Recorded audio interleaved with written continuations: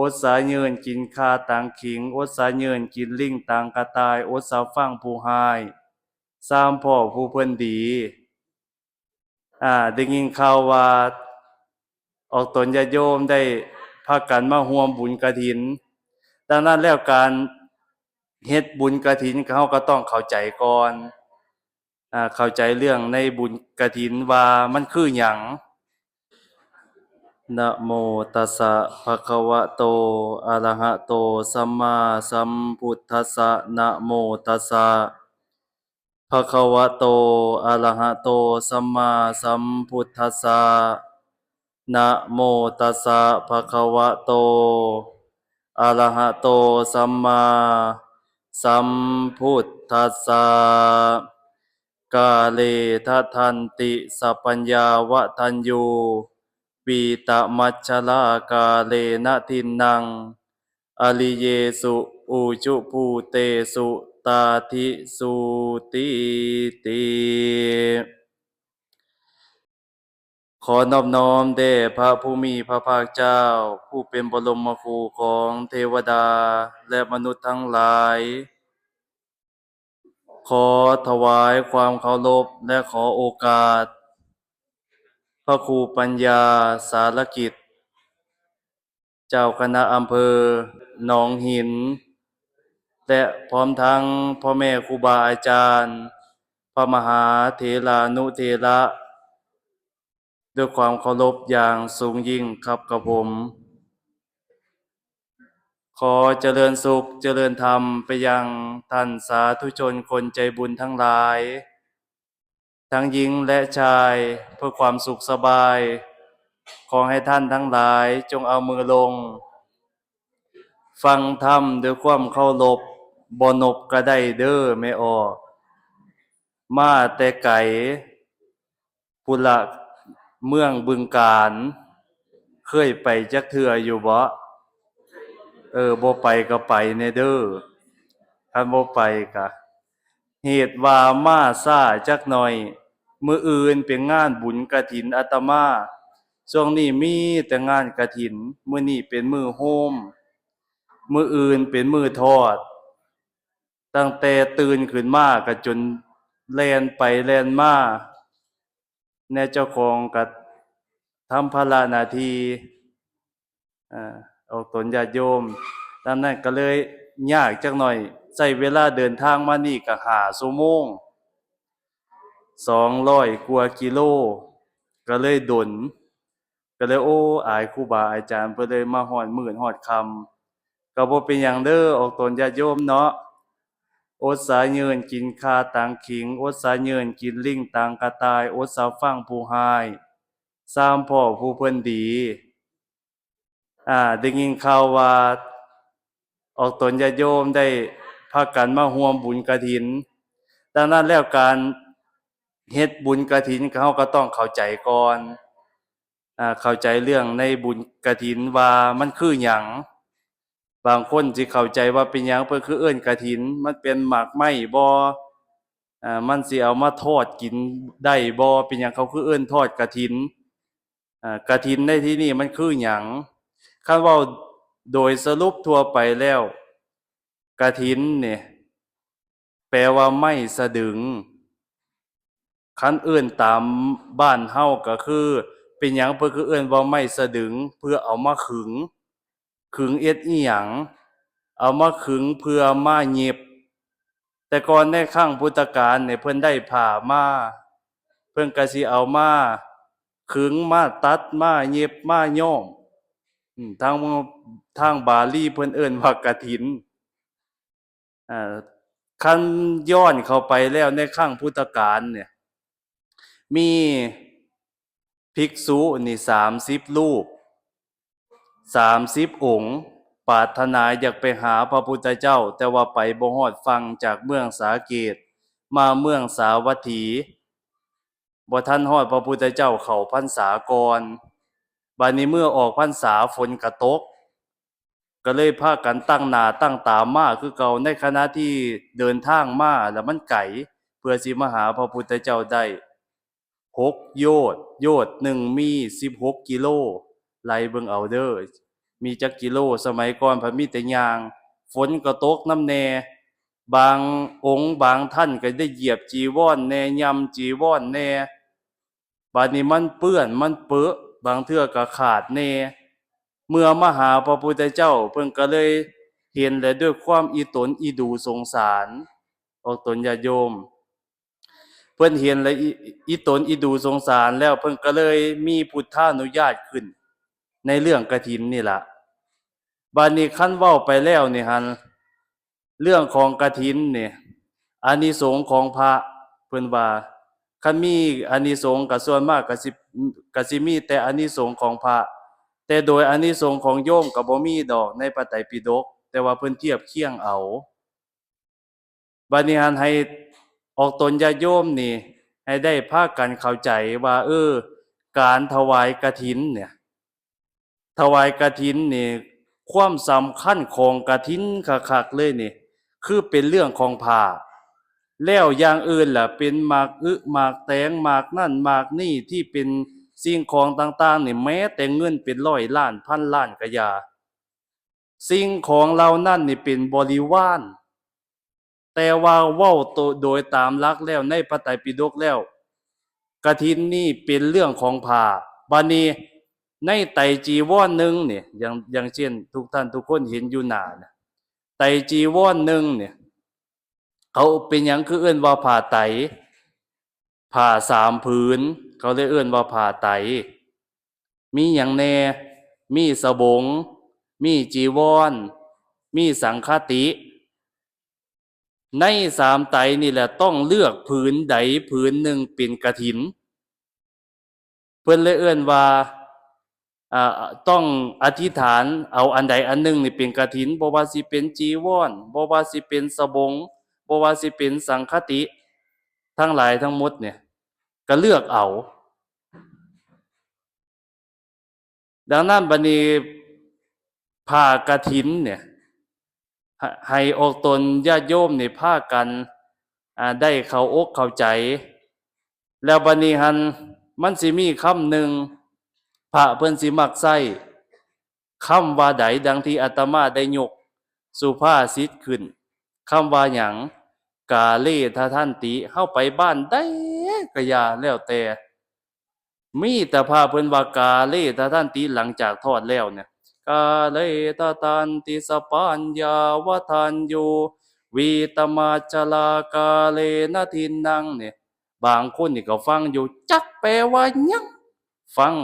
เฮาก็ฟังไปอยู่บัดนี้มันคือหยังเฮาต้องทำความเข้าใจก่อนเด้อออกตนญาติโยมคือหยังเพิ่นบอกว่ากาเลทะทันติสัพปัญญาวทัญญูวีตมัจฉลากาเลนะทินนังอริเยสุอุชุภูเตสุตาทิสุวิปัสสันนมนาตัสสะวิปุลาโหติทักขินาทายกเหล่าใดเป็นผู้มีปัญญารู้จักถ้อยคำพูดปราศจากความตนีมีใจเลื่อมใสแล้วในพระอริยะเจ้าทั้งหลายเป็นผู้มีปกติอยู่เป็นผู้ซื่อตรงคงที่รู้จักให้ทานในการถูกต้องตามสมัยทักษิณาทานของทายกเหล่านั้นย่อมมีผลอันไพบูรย์นี่คำแปลมันแล้วเพิ่งกระต่อไปอีกบาทเนี่ยต่อไปอีกแปลว่าอย่างเยตถะอนุโมทันติเวยาวัจจังกโลนติวานะเตนะทักขินาโอนาเตปิปุญญสสะภาคิโนแปลว่าอย่างบาทเนี่ยแปลได้ว่าชนทั้งหลายบุคคลใดได้กระทำการขวนขวายหรืออนุโมทนาในบุญนั้นทักษิณาทานของทายกเหล่านั้นก็มิได้บกพร่องไปเลยเพิ่นว่าเพราะเหตุนั้นแลชนทั้งหลายเหล่านั้นย่อมเป็นผู้มีส่วนแห่งบุญนั้นด้วยดังเช่นบางคนนี่สิน้อยเนื้อตามใจเรือแห้งแห้งบินแห้งล่มบ่ซอยล่มบ่ซอยปันแห้งบินใดก็บ่แห้งมาเหลืออกเหลือใจเด้ว่าซั่นวาสนาของผู้ข้านี่เป็นคนทุกข์คนยากคนบ่มีอันสิกินเขาพระเป็นเจ้าภาพเจ้าศรัทธาเฮามีแค่บาท2บาทหรือตามกำลังศรัทธาหรือมีอีหยังเล็กๆน้อยๆนี่เฮานี่สิได้บุญคือกันบ่กับเพิ่น บางคนสิคิดจังซี่เพิ่นก็เลยบอกว่านี่บุคคลใดได้กระทำการขวนขวายคือซอยกันได้กระทำการขวนขวายหรืออนุโมทนาในบุญนั้นทักษิณาทานของทายกเหล่านั้นก็มิได้บกพร่องไปเลยเพราะเหตุนั้นแลบุญทั้งหลายเหล่านั้นท่านทั้งหลายเหล่านั้นย่อมเป็นผู้มีส่วนแห่งบุญนั้นด้วยเพราะว่าเฮาสิร่วมกันนี่เฮาแม้เฮาบ่ได้เป็นเจ้าภาพกะยามีหมากหมากแตงหมากแฟ้งหมากนั่นหมากนี่หรือเป็นเงิน10บาท20บาทบุญนั่นก็ได้เบิดกันทุกคนบ่เกี่ยวกับเจ้าภาพเสมอไปบุญนั่นก็ได้ดังเดียวกันบ่ต่างกันทุกท่านทุกคนแล้วบัดนี้เพิ่นก็เลยมาเว้าต่ออีกว่าตัสสมาทะเทอปติวานจิตโตยัตถะทินนังมหัพพลังปุญญานิปัลโลกสมิงปฏิฐาโหนติปานินันติเพราะเหตุนั้นแลเนี่ยเพิ่นว่านี่ให้จิตใจหยังอย่าให้จิตใจท้อถอยเมื่อให้ท่านในทีใดๆมีผลมากก็ย่อมให้ท่านในทีนั่นๆเถิดเพิ่นว่าเพราะเหตุว่าบุญเนี่ยบุญทั้งหลายเนี่ยย่อมเป็นที่พึ่งแก่สัตว์ทั้งหลายทั้งในโลกนี้และโลกหน้าสืบต่อไปคำแปลมันก็สิประมาณนี้ออกตนญาติโยมบัดนี้ให้พากันเนี่ยเข้าอกเข้าใจว่าการทำบุญอีหยังก็แล้วแต่ให้ทำบุญด้วยใจแม้เฮาสิมีกำลังหน่อยก็อย่าแต่เฮาทำบุญด้วยใจหรือแม้บ่มีหยังก็อย่าอนุโมทนาย่อมือขึ้นสุดหัวสาธุอนุโมทนาดำเด้อนี่บุญนี่ก็ได้คือกันเอ็ดให้จิตใจเฮาชื่นชมเบิกบานปีติยินดีปราโมทย์แม้เฮาทานบัดนี้ในทานให้พ่อแม่ครูบาอาจารย์ในมืออื่นนี่ให้มีจิตใจเป็นสำคัญบุพพเจตนามุจนะเจตนาอัปปละเจตนาปุพพเจตนาก่อนสิให้มีใจยินดีมุจนะเจตนากำลังให้มีจิตใจที่เบิกบานแล้วก็อัปปละเจตนาหลังจากให้แล้วก็บ่คิดเสียดายปลื้มปิติยินดีชื่นชมเอิบอิ่มภายในจิตภายในใจนี่ให้กำลังมันเกิดแม้เฮาสิบ่มีเงินหลายก็อย่าออกตนญาติโยมก็คือให้มันขึ้นชื่อว่าให้มันเป็นบุญดังเช่นบางคนนี่สิน้อยเนื้อต่ำใจว่าเฮาเป็นคนทุกข์คนยากเฮาบ่มีอันสิกินบ่ว่าแต่เฮาดอกในครั้งสมัยที่พระพุทธเจ้าพระองค์หนึ่งเพิ่นชื่อว่ากัสสปะในคนอายุ 20,000 ปีในสมัยนั้นเพิ่นแฮงทุกข์แฮงยากออกตนญาติโยมมีชายผู้หนึ่งเพิ่นชื่อว่าติณบาลนี่คือเป็นคนรับใช้ของเศรษฐีสิริธรรมเศรษฐีแต่ละมื้อแต่ละเว้นนี่ก็ไปเสียหญ้าให้เศรษฐีแต่ละมื้อแต่ละเว้นน่ะบัดนี้เพื่อหยังเพื่อแลกข้าวค่ำก้อนได้กินแต่ละมื้อเศรษฐีก็เห็นเป็นอีดูสงสารเพิ่นก็เลยแบ่งข้าวให้ติณบาลเพิ่นก็เลยเอามาแบ่งว่าเฮาได้ข้าวมานี่เฮาแบ่งเป็น2ส่วนเนาะว่าซั่น1เอาไว้ให้เจ้าของกินอีกส่วนที่1นี่เอาไว้ให้แก่ภิกขุสงฆ์องค์เขาเจ้ามาคิดได้ว่าโอ้ยย้อนเฮาเป็นคนทุกข์คนยากคนบ่มีอันสิกินนี่แหล้วเฮาก็เลยทุกข์ก็เลยยากเฮานี่ท่านทั้งหลายคือกันใดบุคคลใดที่เป็นคนทุกข์คนยากนี่เพราะเหตุหยังเคยเฮ็ดมาก่อนมันบ่มีอิหยังสิเกิดขึ้นมาลอยๆย้อนทุกข์ย้อนยากนี่เพราะว่าเจ้าของบ่เคยให้ทานมาก่อน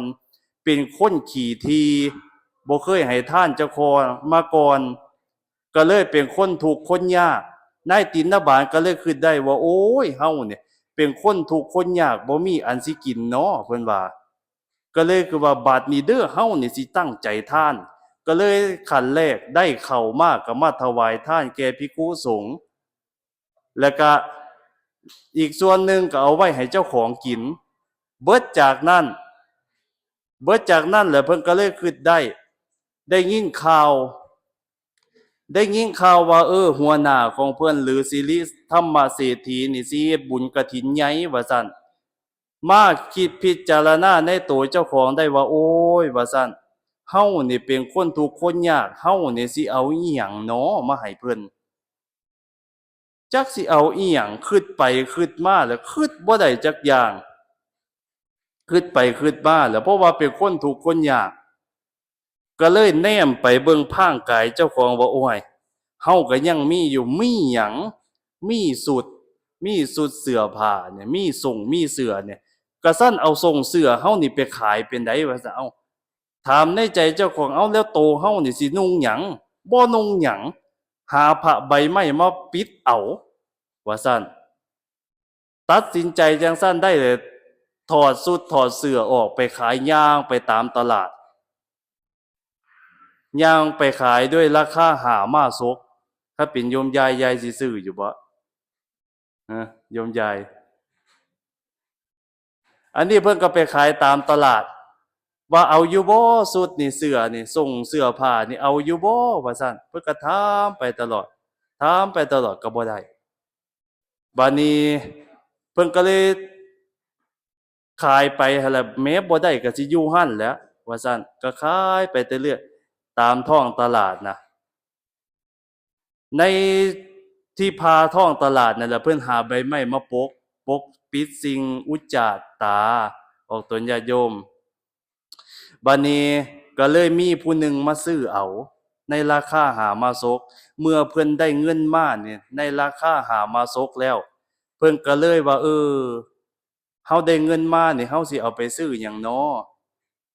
ไปถามสิริธรรมเศรษฐียังขาดหยังขาดเข็มกับด้ายน่ะ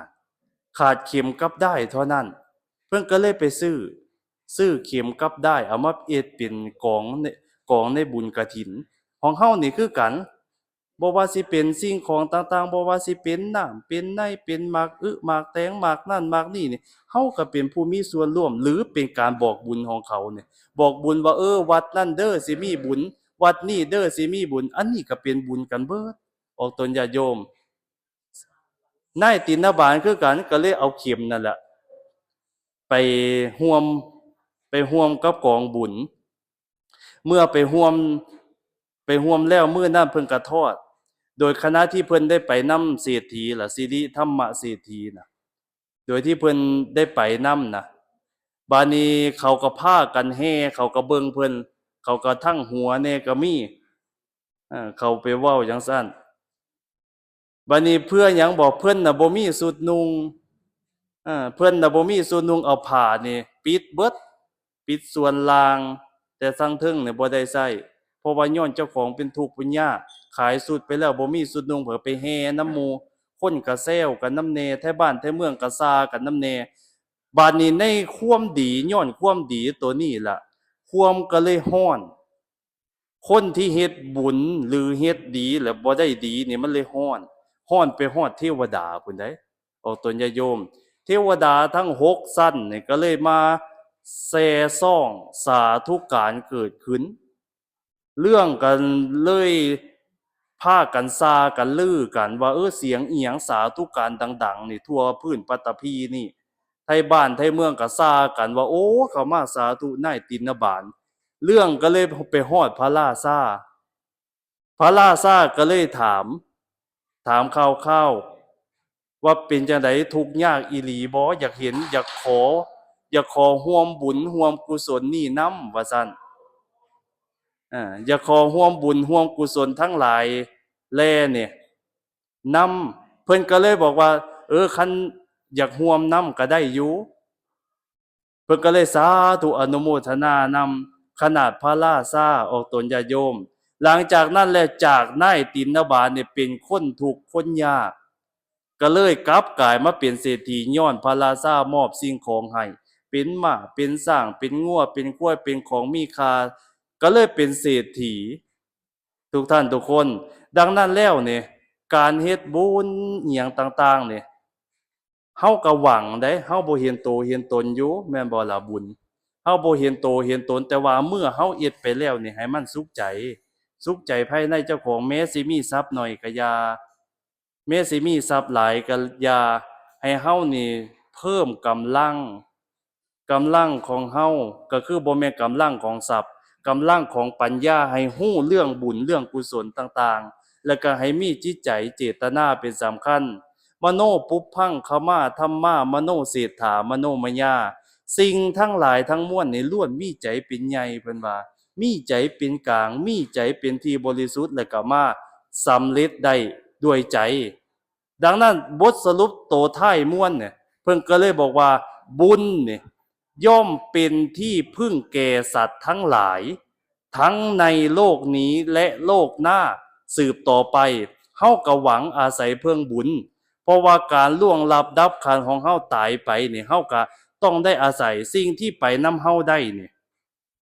สิ่งที่ไปนำเฮาได้นี่คือบุญกับบาปได้อีพ่ออีแม่สิ่งที่ไปนำเฮาได้คือจังเรื่องของนิทานเมีย4คนหั่นล่ะเคยฟังอยู่บ่อีแม่คือจังนิทานเมีย4คนนี่เฮานี่คือกันมีเมียนี่4คนผู้หญิงก็มีคือกันมีเมียนี่อยู่4คนบัดนี้มีมื้อหนึ่งนี่ผู้มีเมียหลายคนนี่เพิ่นได้ไปถามเมียคนที่แรกเมียคนแรกนี่ฮักแฮงไปหั่นมานี่ขึ้นรถลงเรือไปเหนือลองใต้ไปหั่นมานี่ฮักแพงตลอดเพิ่นก็เลยไปถามว่าคันสมมุติว่าอ้ายตายไปเนี่ยเจ้าสิเอ็ดจังใดเพิ่นก็เลยบอกว่าห่วยคันตายก็ตายตัวว่าซั่นคันคันตายไปเฮาก็จบกันแล้วว่าซั่นเอ้าคนแรกพันฮักแพงขนาดขึ้นรถลงเรือไปเหนือล่องใต้ไปหั่นมานี่เป็นหยังคือมาเว้าจังซี่มีแต่ความทุกข์ระทมขมขื่นมีแต่ทุกข์ละโวไหลล้นลื่นประมาณเจ็บอกเจ็บใจก็เลยทำใจกันได้ก็เลยไปถามเมียผู้ที่สองคันอ้ายตายไปนี่สิเป็นจังใดแหน่ว่าซั่นหลานางเอ้ยว่าซั่นเพิ่นว่าห้วยตายก็ตายตัวอ้ายว่าซั่นคันตายไปข่อยก็สิมีผู้ใหม่เมียคนที่สองว่าก็ฮักอยู่คนที่สองแต่ว่าฮักก็บ่ฮักส่ำผู้แรกก็เลยทำใจอีกโอ้ยผู้ที่สองก็มาเว้าจังซี่ผู้แรกก็ยังเว้าคักพอแฮงแล้วผู้ที่สองก็ยังมาเว้าจังซี่ไปหาเมียผู้ที่สามคันอ้ายตายไปนี่เจ้าสิเฮ็ดจังไดห่วยตายก็ตายตัวอ้ายว่าซั่นคันตายไปก็ข่อยก็สิไปส่งเจ้าอยู่ข่อยก็สิได้แค่ไปเบิ่งเจ้าหั้นแหล้วว่าซั่นข่อยบ่ตายนำเจ้าได้เพิ่นว่าเอ้คือมาเว้าจังซี่เมียผู้ที่สี่บัดนี้เพิ่นเลยไปหาอ้ายนี่สิตายเลยเด้อหรือคันอ้ายตายนี่เจ้าสิเฮ็ดจังใดห่วยคันแม่นเจ้าตายข่อยก็สิตายไปนำเจ้าอ้ายเอ้ยว่าซั่นเอ้าคนแรกนี่แต่คนสุดท้ายนี่โอ้ยว่าซั่นเฮาบ่ได้ฮักบ่ได้แพงแต่เป็นหยังเวลาตายคือสิตายไปนำเฮาบัดนี้นิทานเรื่องนี้มาเป็นปริศนาธรรมให้ออกตนญาติโยมนี่ได้หูจักกันทั้งหลายว่าทุกท่านทุกคนนี่มีเบิดมีเมียอยู่4 คนเนี่ยคือคนที่หนึ่งคันตายไปเฮาข่อยก็สิเฮาก็จบกันเพิ่นว่าคันตายไปนี่ก็เฮาก็จบกันเฮาจบกันในที่นี้ได้แก่หยังได้แก่กายสังขารของเฮาคันเฮาตายไปนี่มันบ่ได้ไปนำเฮาได้กายอันเน่าอันเปื่อยเนี่ยสิ่งของทั้งในโลกมนุษย์ที่เป็นเกี่ยวกับกายเป็นหูเป็นตาเป็นนั่นเป็นนี่บ่ได้ไปนำเฮาตายไปก็เป็นของคู่โลกเป็นของดินของลมของไฟก็เป็นของธาตุทั้ง4ก็เสื่อมสลายไปตามกาลตามเวลาของมันก็บ่ได้ไปนำเฮาเมียคนที่1คือเปรียบเหมือนกับกายสังขารของเฮาเมียผู้ที่2คันตายไปก็ข่อยก็สิมีผู้ใหม่เพิ่นว่าของเฮานี่คือกันได้แก่หยังบาดนี่ได้แก่สิ่งของทรัพย์สินสลิงคานต่างๆบ่ว่าสิเป็นดินเป็นทองเป็นเพชรนิลจินดาเป็นเรือนเป็นซ่านตายไปก็ได้เปลี่ยนผู้ใหม่เฮาตายไปแล้วก็บ่ได้แม่นเจ้าของเดิม คันเจ้าของเดิมเจ้าของคนใหม่ก็สิเป็นลูกเป็นหลานเป็นสามีภรรยาบุตรีบุตราไปก็บ่แม่นของเฮาคันตายไปก็เปลี่ยนเป็นคนใหม่เท่านั้นผู้ที่สามบัดนี้คันตายไปข่อยก็สิไปนำเจ้าอยู่ข่อยไป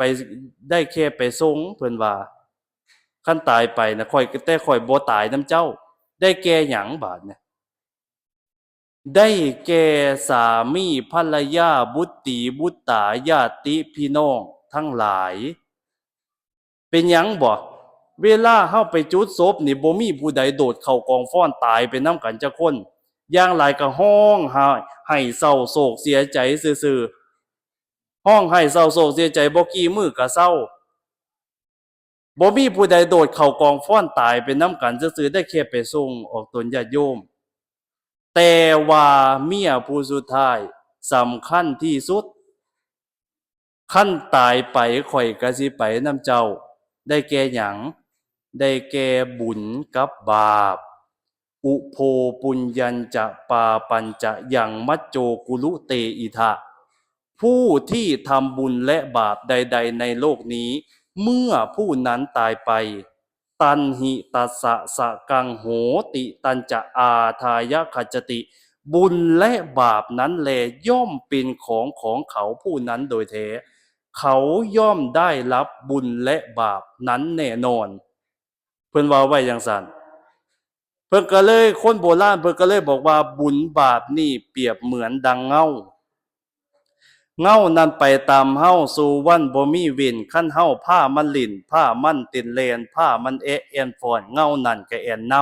ำคันเฮานั่งยองๆเงาก็นั่งลงตามคันเฮาเอนหลังนอนเงาก็นอนลงด้วยคันเฮาโตนลงห้วยผู้ผาไหลลันขึ้นต้นไม้ผาลานด้านเขาเงาก็เกาะก็เกี่ยวก็เกี่ยวพันธะนั่งบ่มีย่ำเหินห่างไกลกันใดอันนี้ฉันใดแท้บุญบาปที่เฮาได้สร้างก่อ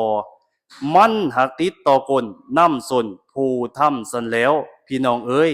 ญาติสังวปฏิพี่ช่างตาที่สังลปฏิพลังกัลยาณกาลีกัลยาณังปาปกาลีจะปาปกังบุคคลวานพืชเส้นใดย่อมได้ผลเส้นนั้นผู้เฮ็ดกรรมดีก็ย่อมได้กรรมดีผู้เฮ็ดกรรมชั่วก็ย่อมได้กรรมชั่วบุคคลใดเฮ็ดชั่วหลายๆตายไปบาดก็สิได้รับส่วนมากก็เป็นอบายทั้งสี่อบายทั้งสี่มีหยังบาดนี่มีนรกมีเปรตมีอสุรกายมีสัตว์เดรัจฉานอบายทั้งสี่ยากได้ที่สิได้มาเกิดเป็นคนมาพบพ่อสิ่งที่เฮาเฮ็ดบาดนี้มันสำคัญจังไดเอ็ดบุญเอ็ดกุศลเนี่ยมันสิตามเฮาไปเหมือนกับเงาติดตามโตเฮาไปฉะนั้นฉายาวะอนุปายินีพระพุทธเจ้าว่าเหมือนกับเงาที่ตามโตเฮาไปไสบัดนี้ข้ามภพข้ามชาติกะซั่นครูบาอาจารย์เพิ่นก็เลยสอนเฮาท่านทั้งหลายว่าให้พากันทานให้พากันรักษาศีลให้พากันปฏิบัติธรรมทางข้างหน้าพุ่นทางย่างกว้างกว่าหลังเอาศีลนั่นเนี่ยเป็นโฮมกังขยูใหญ่บังหัวท่านคือเสบียงไทยถงให้มีไว้แม่นสิไกเหย้ายืนภาวนาตักน้ำใสไกปานใดก็บ่ย้านทิ้งบังได้ตื่มเต็มบางคนนี่โอ้ยทางหักไกดันดนผาซองสร้างเขาสร้างสีมั่วเมาหลงกาละเวกขันเขาหอกสร้างบ่กลัวเก่งย่านเสือสางกลางป่าเพิ่นก็เลยว่าหีบมาด่วนพบพ่อพอโพกังโฮมเงาการให้ทานบัดการให้ทานที่เป็นบุญกฐินนี่อานิสงส์นี่บ่ธรรมดาเด้ออีพ่ออีแม่ฟังไว้อานิสงส์นี่พ่อแม่ครูบาอาจารย์เพิ่นบอกว่าเนี่ยคันเฮ็ดบุญไปแล้วบุคคลใดได้เป็นเจ้าภาพกฐินบุคคลใดได้เป็นผู้ร่วมกฐินบุคคลใดได้ไปบอกไปกล่าวไปเตือนบอกว่ามีบุญกฐินเด้อ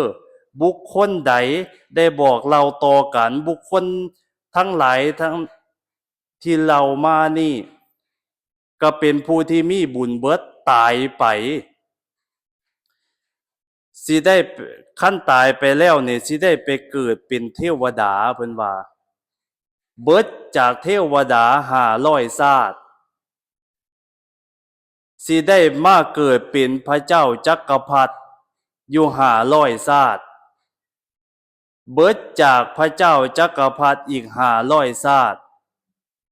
สิได้มาเกิดเป็นพระมหากษัตริย์500ชาติเบิดจากพระมหากษัตริย์แล้วก็สิได้มาเกิดเป็นมหาเศรษฐีขั้นขึ้นชื่อว่ามหาเศรษฐีเนี่ยมีทรัพย์80 โกฏขั้นขึ้นชื่อว่ามหาเศรษฐีเนี่ยบัดนี้เบิดจากมหาเศรษฐีแล้วก็สิได้มาเกิดเป็นอนุเศรษฐีมีทรัพย์หน่อยกว่ามหาเศรษฐี40 โกฏอยู่500ชาติแต่โดยส่วนมากแล้วพ่อแม่ครูบาอาจารย์ว่าเนี่ยอานิสงส์นี่ใส่บ่เบิดมีแต่สิเข้าสู่พระนิพพานไปก่อนพ่อแม่ครูบาอาจารย์เพิ่นว่า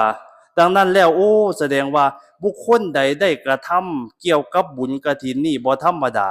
มันสิเป็นบุญใหญ่จังไดบาดเนี่ยคือเฮาตั้งจิตอธิษฐานในสิ่งที่เป็นบุญเนี่ยมื้ออื่นเนี่ยเฮาบ่ได้ถวายเจาะจงแก่องค์ใดองค์หนึ่งแม้สิมีพระสิมี1 รูป2 รูป3 รูปหรือเป็น100 รูปก็อย่าเฮาหมายเจาะจงว่าผ้านี่เฮาถวายเป็นสังฆทานสังฆทานคือแก่สงฆ์หมู่ใหญ่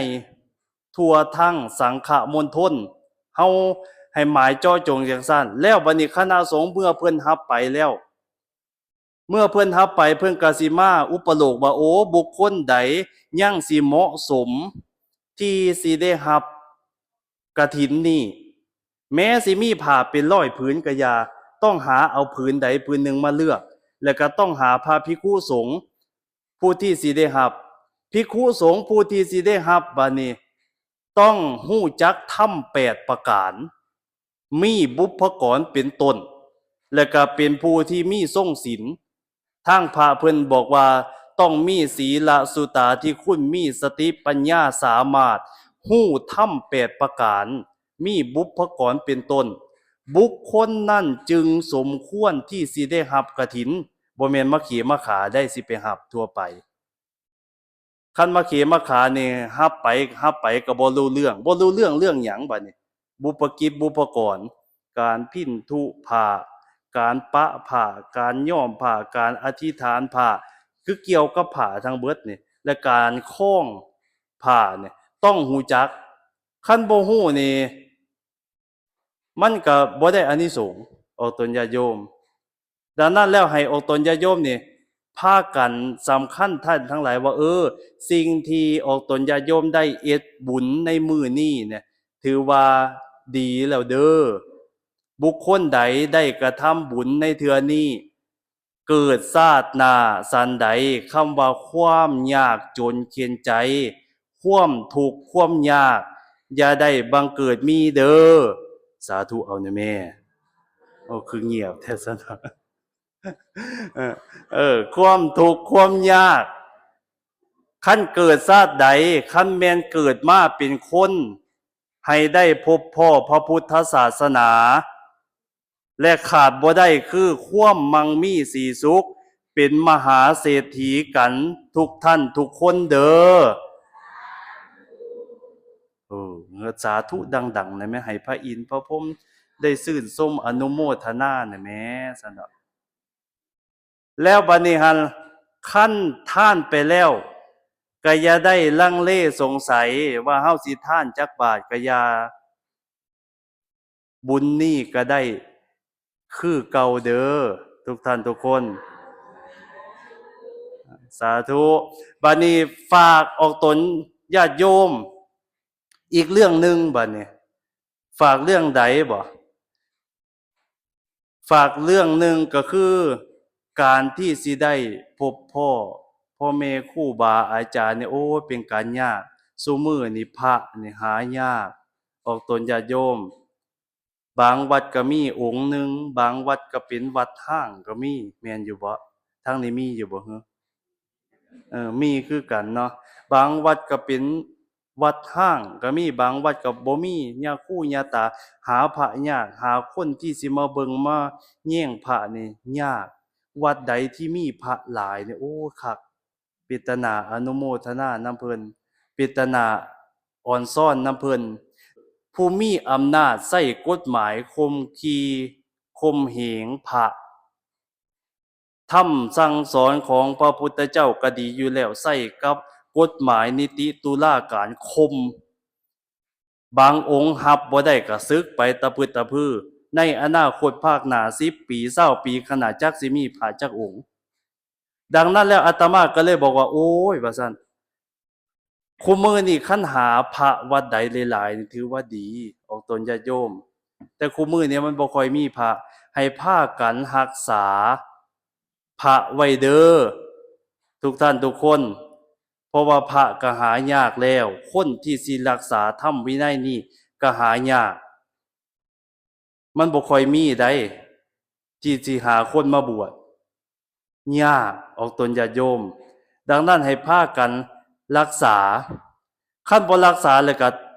มีแต่โจมตีซึ่งกันและกันศาสนาเฮาก็สิอยู่บ่ได้นึกถึงกอไผ่เฒ่าเพิ่นถามกอไผ่เฒ่านี่เพิ่นถามกอไผ่น้อยๆในบรรดาความย้านนี่ซุมเจ้านี่พากันย้านอิหยังว่าซั่นกอหนึ่งเพิ่นก็เลยเว้าขึ้นฮ้วยคันย้านเนี่ยผู้ฆ่าเนี่ยย้านคนหาของป่าเพิ่นว่าเป็นหยังคือย้านหาคนหาของป่าโอ้ยมันมาแต่ละเทื่อนี่มันเห็นนอเห็นแหนงเฮานี่มันหักทิ่มไปเบิดว่าซั่นเฮาก็ย้านตั่วย้านหาคนหาของป่ากอที่สองเพิ่นก็เลยเว้าขึ้นคันเจ้าเว้าน่ะมันก็ถูกอยู่แต่ข้อยก็ยังว่าบ่แม่นปานใดแต่ข้อยว่าคนหาของป่าคันเขามาหาเนี่ยเฮาสิสูญพันธุ์ไปก็บ่ได้ดอกเขาหาไปก็หาได้บ่หลายข้อยว่าสู่คนรับซื้อบ่ได้เป็นหยังบ่ก็ย้อนมีแต่ซุมซื้อนี่แหละมันออกนอออกแหนงทั้งหลายนี่เขาซื้อเขาหาไปเอาไปขายเขาก็พากันซื้อเฮานี่ก็สิชิบหายไว้วอดกันเบิดว่าซั่นสิตายเบิดกันว่าซั่นกอที่3ก็เลยเว้าขึ้นบ่น่าแม่นว่าซั่นคันเขามามาเอาไปขายนี่เอาไปขายได้ก็เอาไปขายได้บ่หลายดอกควรที่สิย้านคนที่เอามีดเอาผ้ามาเพิ่นว่าเป็นหยังว่าซั่นย้อนเขามีอุปกรณ์เขาก็เลยมาฟันมาถางมาเอาเฮาได้ว่าซั่นเพิ่นว่ากอไผ่เฒ่าได้ยินจังซั่นเพิ่นก็เลยว่าโอ้ยลูกหลานเอ้ยว่าซั่นย้านคนหาของป่าก็อย่าไปย้านย้านคนรับซื้อก็อย่าไปย้านย้านคนถืออาวุธสาตรามีดผ้าก็อย่าไปย้านควรที่สิย้านคนกันเองนี้เพิ่นว่าเอาเป็นจังไดคือว่าสิไปย้านคนกันเองนี่ย้านแหล้วว่าซั่นย้านจั่งใดย้านเฮาไปเป็นด้ามเสียมด้ามผ้าให้เขาเป็นจั่งใดบ่เฮาพากันตายถอนรากถอนโคนนี่ก็ไปเป็นด้ามเสียมให้เขาเขาอยากขุดก็ดึงห้างมันงัดขึ้นมาแม้เฮาสิมีหน่อไม้อยู่เกิดอยู่กลางกอก็เอาไม้ไผ่นำกันนี่แหละแทงเข้าไปกลางกอก็ดึงหน่อมันมาหน่อมันผุดขึ้นมาคือกันอยู่ข้างๆกอนี่ก็ย้อนด้ามไม้ไผ่นี่แหละไปเป็นด้ามเสียมให้เขาแล้วก็ซับมาแล้วก็งัดขึ้นมาเฮาก็สิพากันตายเบิดแล้วตายย้อนหยังตายย้อนไปเป็นด้ามเสียมด้ามผ้าให้เขานี่แล้วว่าซั่นฉันใดคือกันเด้อออกตนญาติโยมลำพังศาสนาอื่นหรือไพ่ทั้งศาสนาข้างนอกก็อย่าสิมาทำลายนี่ทำลายได้ก็ทำลายได้บ่หลายแต่สู่ไพ่ของศาสนานี่บ่ได้คันไพ่ทั้งศาสนานี่แตกความสมัครสมานสามัคคีกันแล้วยากพุทธศาสนาก็สิสูญสิ้นก็เบิดเท่านั้นคันมีความแตกความสมัครสมานสามัคคีกันไว้มันเป็นไปได้ยาก ดังนั้นเพิ่นก็เลยบอกว่าสุขาสังคัสสะสามัคคีความพร้อมเพรียงของหมู่คณะเนี่ยนำมาซึ่งความสุขคือจังใหม่แย่น้อยเดลดาษเป็นฐานร่วมกันเป็นดงฝูงหมู่ขยุ่งย่างเสือคือมีทั้งเครือเขาเกี่ยวปะเหลียวลงทั้งลุมเห็นแต่ซุ่มหมู่หน่อยห้างผืดจอจีไม่หมู่นี่ถึงสิห่างไกลกันแต่ว่าความสัมพันธ์ของมันหากมีน้ำกันใด ยุ่งยังไม่ใบหนาได้เป็นห่มได้ปกคลุมหมู่น้อยห้างพืชได้ซุ่มเย็นพวกหมู่น้อยก็คือดังเดียวกันได้ร่วมกันปกคลุมให้ซุ่มเย็นแก่เงาให้แก่ลูกโขเถ่ามหันโตตนใหญ่มีชีวิตอยู่ใดสบายบางดังกันพวกสังคมหมู่เฮานั่นก็คือดังเดียวกันไอ้น้องเอ๋ยแม่นสิรวยหรือจนก็เพิ่งพากันใดคือจังสาขาใหม่ในไพ่เป็นตัวอย่างอาศัยถ้ำของพระเจ้าสมานเขาวางกลาง แสนสิทุกอย่างให้เฮากะแม่นน้ำคนแม่นสิรวยหรือจนก็เพิ่งพากันใดคือจังเหือค่าแกงเกียนเห็นให้เกียนแก่เทื่อฮอน้ำเหือสิได้แก่เกียนซะแล้วไอ้น้องเอ้ยเพิ่นว่าไว้ดังที่อาตมาได้เว้าปันฟังหั่นแหละออกตนญาติโยมทุกท่านทุกคนให้มีความสมัครสมานสามัคคีกันให้ฮักแพงกันเด้อหาพระคู่มือนี่ก็หายากแล้วพากันเอาอกเอาใจเพิ่นแน่บ่แม่นว่าสิปล่อยให้พระอดหิวอยู่นำวัดบ่แม่นได้พากันมาทรงจังหันเช้าจังหันเพลเพิ่นนำพากันมาเบิ่งมาแย่งเพิ่นนำถามเพิ่นนำข่าวสารทุกข์สุขดิบยาคูเป็นจังไดเป็นตาอยู่บ่ได้ป่วยบ่สบายดีบ่มียาฉันบ่ถามกันแน่ได้คันถามกันก็โอ้ยก็พออุ่นใจครับเปียอาตมานี่ก็พอได้อยู่ศาสนาต่อไปอยู่ได้เนาะออกตนญาติโยมเอาเป็นว่าออกตนญาติโยมที่ได้มาถวายทานบ่ว่าสิเป็นมื้ออื่นหรือมื้อใดๆก็แล้วแต่มาเป็นกำลังให้แก่พุทธศาสนานี่ก็ถือว่าบุญนี่ก็บ่น้อยเด้อก็ขออนุโมทนาบุญนำทุกท่านทุกคนที่ได้ทั้งมาฟังเทศน์นำในมื้อนี้ทั้งได้มาร่วมอุปโมทนาในบุญกฐินนำแล้วก็ได้มาเฮ็ดอิหยังหลายๆอย่างบ่ว่าสิเป็นการรักษาศีลเป็นต้นสิ่งที่ท่านเฮ็ดทั้งหลายนี่อานิสงส์นี่บ่ธรรมดาแล้วก็บ่น้อยเด้ออาตมาภาพก็สิขอบ่เว้าหลายบ่เทศน์หลายเพราะว่าก็สิเดินไปก็โอ้อีก5ชั่วโมงเที่ยงคืนฮอดบ่น้อเนี่ยเนาะเอาเป็นว่าสิ่งที่ท่านเฮ็ดในมื้อนี้ก็โอ้อนุโมทนากับทุกท่านทุกคนเด้ออาตมาภาพขอยุติลงไว้แนวใดๆที่ได้ว่าสิขอลาพี่น้องคืนห้องถิ่นที่หมายลานบรรยายไปแล้วแนวใดๆบ่ถูกปองบ่แม่นของธรรมเจ้าขอให้ได้สั่งสอนคันแม่นก่อนกล่าวแก่ยังบ่ของธรรมคันบ่ไปนำทางให้ซอยทางดล คันแม่นหลานหลงหม่นดงหนาเข้าป่าเด้อหรือหลงเข้าถ้ำแถวทางวางผู้ก็ดีขอให้กูหน้าอื่นเตือนเอาไว้แหน่คันแม่นผิดก็ให้ซอยแก้ผิดนี่ให้ซอยเถียงถึงเวลาฮอดเสียงพระธรรมศิลาจากแล้วเด้อฝากคติบอนถ่ายไปนี่กะลับพรลาแล้วเด้อลาทั้งธรรมมาแก้วบอนได้นั่งเทศนาลาทั้งเทียนมาลาคันหาบักเปีงพร้อม ลาทั้งหอมดอกสอยกระดังง่าอ่อยอินลาทั้งบอนทินนีดีแท้สู่สุคนลาทั้งบอนเคยสนอยู่ระหว่างจะข้าวลาทั้งลุงเอาอาเท่าแก่พ่อเมพร้อมลาทั้งพวงพันเสือสิขอเมื่อไก่ห่างแล้วลาทั้งทางศรัทธาเจ้าที่ให้มาเว้าสู่ฟัง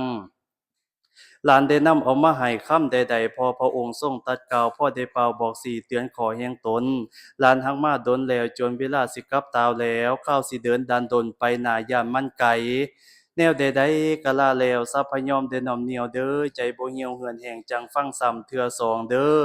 ขอให้โยมทั้งพ้องนี้จงสุขีเหลือประมาณบริวารสมบัติสะพังพืชไล่ล้อม ขอให้หอมสินสางตามทางพุทธโคตละสังโยชน์ใหญ่หน่อยตามห้อยเจ้าพอภาษี